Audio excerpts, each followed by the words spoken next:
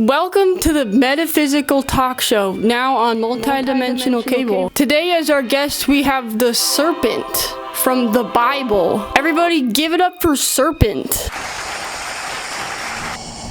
Serpent. Okay, let's get to the nitty-gritty. Are the allegations true? Confess. Were you part of anything? Serpent. Why did you make Eve eat the apple? I didn't like that they were in my garden. They were not welcome in my territory. I wanted them to feel shame. Yikes! That's not very nice. Could you have done something differently in that situation? No, I did what I had to do. I didn't like those freaks in my garden running around with their ass cheeks out in front of my petunias. Okay, so Serpent, check out this apple. What do you think? We really had great apples before the apple tycoons took over. Let me tell you, the state of apples these days is shameful, especially the red delicious variety of apple. What's wrong with the red delicious breed of apple? It's a charming and nostalgic apple breed. It is objectively the worst apple on the market, okay? The Red Delicious is the most vain, self-absorbed apple of them all. When I bite into an apple, I want flavor, okay? I want balance. I want nuance.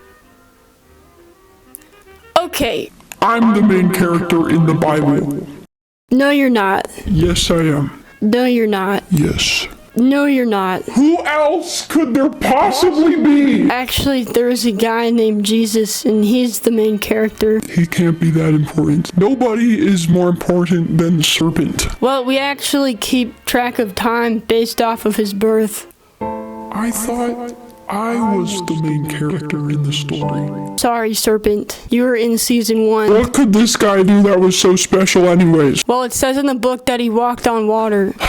Dang it, that's actually really cool. It also said that he turned water into wine. What? I don't know about that. Hi folks, quick fact check here. I just want to confirm that these events didn't actually happen. And this is because we've been running experiments in the lab, and we found out that snakes don't actually have the capacity for spoken language. You can't argue with facts. Well, in the book it says he was at a wedding and then they ran out of wine, so he turned the water into wine. Is that the story? Yes. I just don't understand. So the conflict in this narrative is that the wedding doesn't have any more wine, and so usually when there's conflict in the story, the characters have to work together and solve it and go through a lot of conflict and suffering.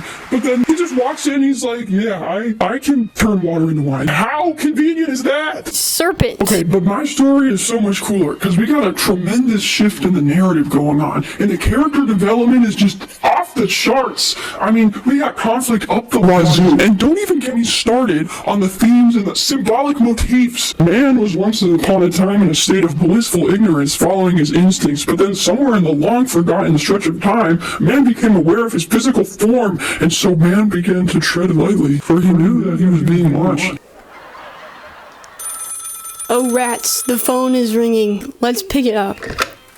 Hello? Pizza, what you Listen, you want? dumbass lizard, you no good, ugly, lying, slimy amphibian. I hope you're happy with what you've done, because now we can never go back, okay? You are literally the birth of evil and duality. Okay, thank you for calling the Metaphysical Talk Show. Okay?